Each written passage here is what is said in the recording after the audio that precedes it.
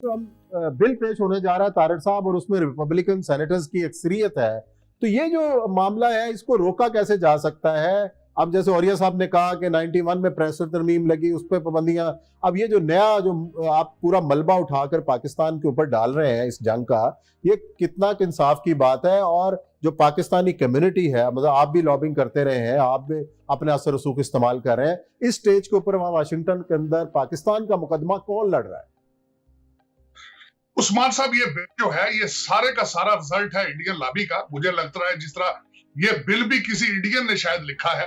मैं वाहिद एक Pakistani Washington DC में मौजूद हूं जो पिछले 5 साल से और पाकिस्तान की एडमिनिस्ट्रेशन को बता रहा हूं कि इंडियन लॉबी दोनों पार्टीज को, रिपब्लिकन और डेमोक्रेट को घेरा डाल चुकी है, और पाकिस्तान के लिए आज भी और आने वाले दिनों में भी इंडियन लॉबी जो है वो वॉशिंगटन डीसी में सबसे बड़ा खतरा है। और ये बिल, उसका अभी ट्रेलर है, ये एक हॉरर मूवी का ट्रेलर चल रहा है, और इसके 22 के 22 सेनेटर रिपब्लिकन है। लेकिन इसकी टाइमिंग देखें, मोदी साहब अभी अपनी कैंपेन पाकिस्तान के खिलाफ एक पूरा शो करके गए हैं। उससे पहले इनकी अपॉइंटमेंट्स देखें व्हाइट हाउस में इंडियंस की। इस वक्त मैं यहां तक देखता हूं कि बल्कि एडमिनिस्ट्रेशन, बाइडेन एडमिनिस्ट्रेशन खुद एक हादसे की तरह बन चुकी है, क्योंकि उनके आसपास इंडियन लॉबी का घेरा है। और दूसरी तरफ आपने पाकिस्तानी डायस्पोरा की बात की, वी आर कंप्लीटली फेल्ड। हम यहाँ पे पीटीआई और नून लीग में बिजी हैं। हमारा बिल्कुल कोई तवज्जो रिपब्लिकन और डेमोक्रेट पार्टी वाली साइड पे नहीं है, जो कि होनी चाहिए। इस वक्त हमें अशद जरूरत है एक पाकिस्तानी डिसेंट का कांग्रेसमैन होना चाहिए, लेकिन उसके साथ दूसरी साइड पे 5 इंडियन डिसेंट के कांग्रेसमैन हैं, और उनकी एक मेरा मतलब उनका, यहां तक देखें कि बाइडेन का स्पीच राइटर भी इंडियन है, व्हाइट हाउस का मीडिया जो सेल को चलाता है वो भी इंडियन है।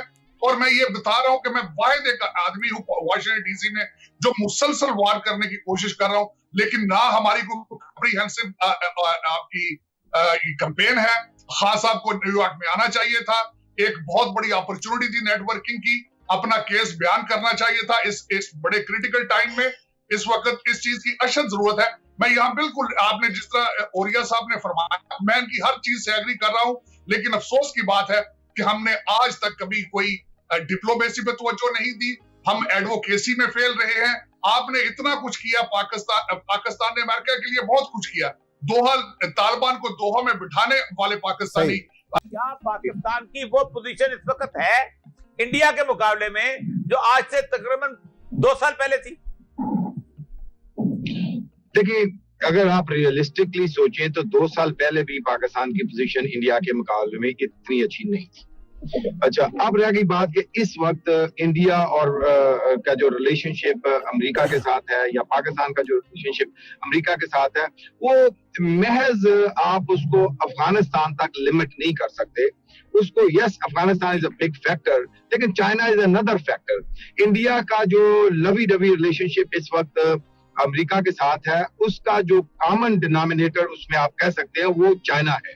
उसके अंदर अफगानिस्तान के अंदर इंडिया को कोई एज नहीं मिली। इंडिया को तो मसाला के, India did not perform. India तो उन मुल्कों में से है जिसने ये जो 3 लाख की फौज को ट्रेन करने के अंदर उनका भी हाथ था, जो 2 घंटे के अंदर तितर-बितर हो गई। तो आई डोंट थिंक कि उनको यहाँ से कोई एडवांटेज मिला है, लेकिन बिकॉज ऑफ चाइना उनको एक एज मिलती है।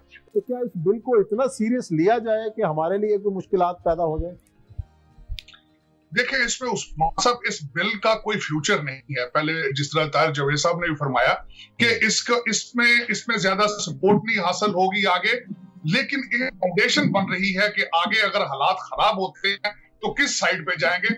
मुझे जो इस पे तशवीश है, जो मैं इस बिल को नाम दूंगा कि इसको तालिबान पे पाबंदियां और पाकिस्तान को सिखाने की बात की गई है, सिखाने की। इसमें दोहा की शरायत, दोहा पे उनको तालिबान पे प्रेशर क्रिएट करने की कोशिश की जा रही है।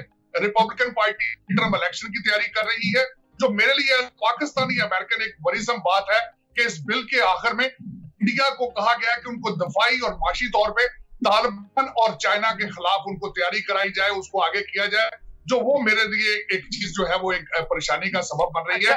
वरना इसका कोई फ्यूचर नहीं है। अच्छा ताहिर साहब, ये जो बात ताहिर साहब ने की, देखिए मेरे सामने ये रिपोर्ट पड़ी हुई है ऑस्ट्रेलियन स्ट्रेटेजिक पॉलिसी इंस्टीट्यूट की, और ये रिपोर्ट का नाम है mitigating the risk of China India conflict. इस रिपोर्ट का कंक्लूजन ये है कि अगर अमेरिका ने इंडिया पे ट्रस्ट किया चीन के खिलाफ लड़ने में, तो इंडिया अमेरिका बड़ी बुरी तरह हारेगा, बहुत जिल्लत से हारेगा। और ये रिपोर्ट जो है वो बकायदा जो बाइडेन के सामने पेश किया गया, उसके बावजूद भी जो नरेंद्र मोदी का वहां इस्तकबाल हुआ है अपना वो आप बोलते हैं, आप मुझे बताइएगा, इतनी बड़ी यानी फेलियर साबित हुआ है इंडिया जो है चाइना के मुकाबले में अपनी उस मामले, तो फिर भी उसके ऊपर भरोसा किया जा रहा है। देखिए इस वक्त इंडिया तो चॉइस नहीं है, इंडिया के पास चॉइस नहीं है और कोई दूसरा। मैंने जिस तरह औलिया साहब पहले आपको बताने की कोशिश की है कि इंडियन डायस्पोरा और इंडियन लॉबी इस वक्त आफ्टर जूइश लॉबी इन वाशिंगटन डीसी सेकंड उनकी बेस्ट है। आप ये देखें यहाँ पे जितनी मेजर फॉर्च्यून 500 कंपनीज के सीईओज और जिस तरीके से सीईओज उनको मिले हैं, जिस तरीके से उनको ड्रोन्स देने की आगे तैयारी हो रही है, जिस तरीके से उनको क्वाड में लिया गया है, जिस तरीके से मोदी साहब फ्रांस के साथ नए रिलेशनशिप बना रहे हैं, ऑस्ट्रेलिया के साथ बना रहे हैं, आगे ईरान के साथ बना रहे हैं, तो ये सारी चीजें अगर देखी जाए। और मैं ये और बात बताना चाहूंगा कि मैं थोड़ा सा कंपैरिजन करूंगा कि डोनाल्ड ट्रंप साहब पाकिस्तान को एक्सक्लूसिव स्टेटस दिया था to deal with Afghanistan, India table पर मौजूद नहीं था। और सबसे बड़ी बात यह है कि जिस वक्त खान साहब यहाँ आए थे ट्रंप पीरियड में, जो प्रेशर आई इमरान खान साहब को इंडिया की इन्वेस्टमेंट और उनके पैसे और लॉबी के बावजूद थी, आज हम वहां नहीं खड़े। इस वक्त इंडिया अपने अमेरिका जो है इस अलाइंड विद इंडिया, और ये वरीसम है फॉर पाकिस्तान। मैं ये समझता हूं कि इसको पाकिस्तानी डायस्पोरा और पाकिस्तानी गवर्नमेंट को they need to take it very serious.